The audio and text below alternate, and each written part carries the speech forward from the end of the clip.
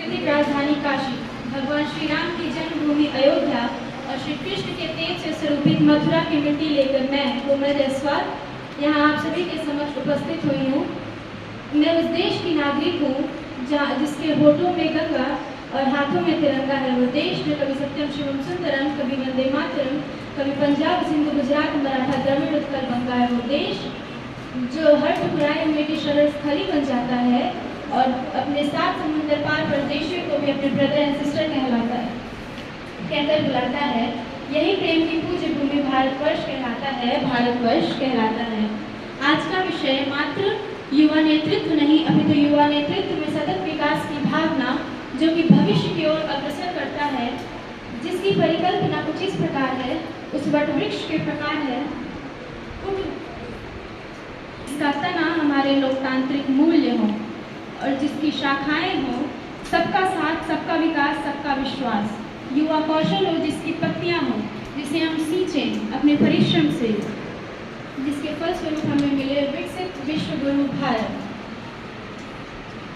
परिभाषा नहीं होती, अपितु एक परिदृश्य अवश्य हो सकता है जो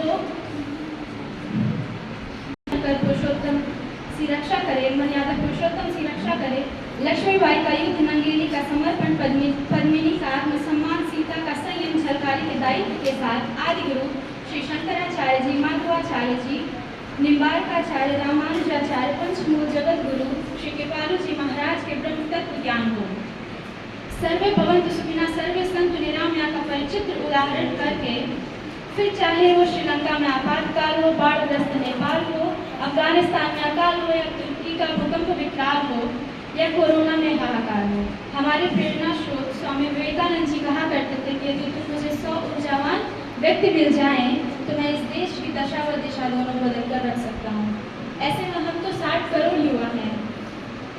बस आवश्यकता है जामवंत की भूमिका निभाने वाले ऐसे मंचों की जो हम युवाओं से कह सके, कौन सुकाज कठिन जगमाही जो नहीं हो तात तुम पाही।